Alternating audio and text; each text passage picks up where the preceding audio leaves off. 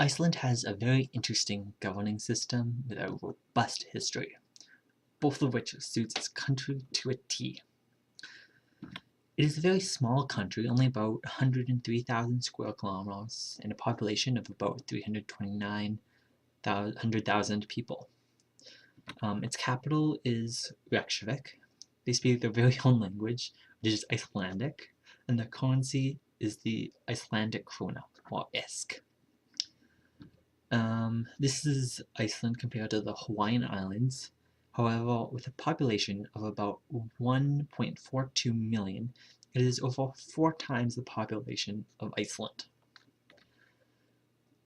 Iceland is a little closer size to Ireland. However, with a population of 4.5 million, it is close to 8 times the population of Iceland.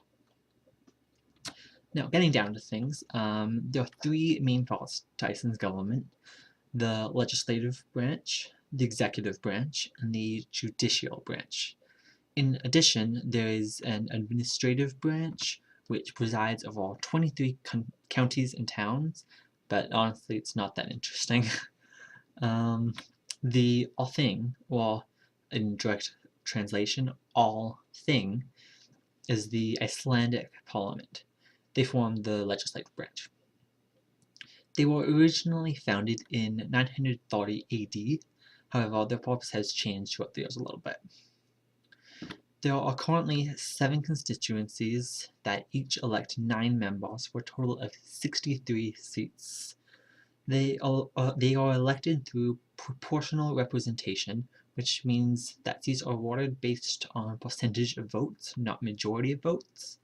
So basically, if there are 3 parties, 1, A, and blue, if party 1 gets 40% of the votes, party A gets 25% of the votes, and party blue gets 35% of the votes, instead of party 1, who only had a majority of 40%, getting all of the seats, they will only get 40% of the seats.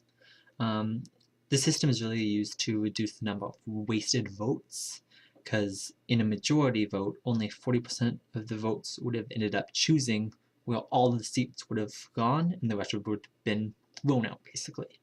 Where proportional representation, almost every single vote is used to choose who gets the seats.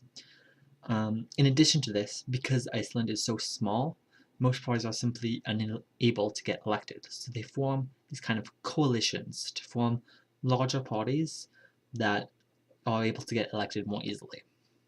Now, these coalitions merge their ideas and beliefs, which strengthen their ability to get elected, but then once they are elected, because they needed to compromise their ideas, it tends to reduce their power once they're in parliament.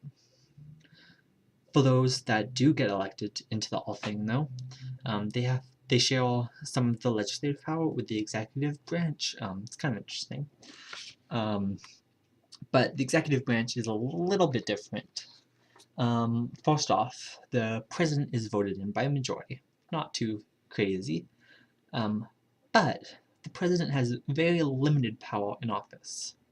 Instead, their responsibilities are more decorative. They're more of a figurehead.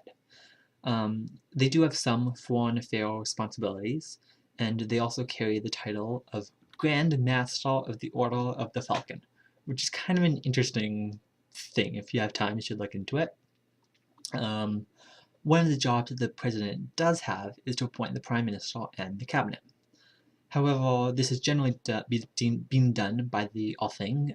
Generally, the leaders of the parties come and they have a conversation, they decide who they want to be in the cabinet and the prime minister, and then that's who it is. But if they do not do this in a timely manner, then the president does make his decision. And the president is really considered the head of state, but the prime minister is considered the head of government. So the prime minister and the rest of the cabinet, which is about 10 members, they are really in charge of the executive branch, and therefore manage the economical aspects of governing. Now, the judicial branch is really similar to any other country. It is independent from the other branches to prevent infringement and corruption.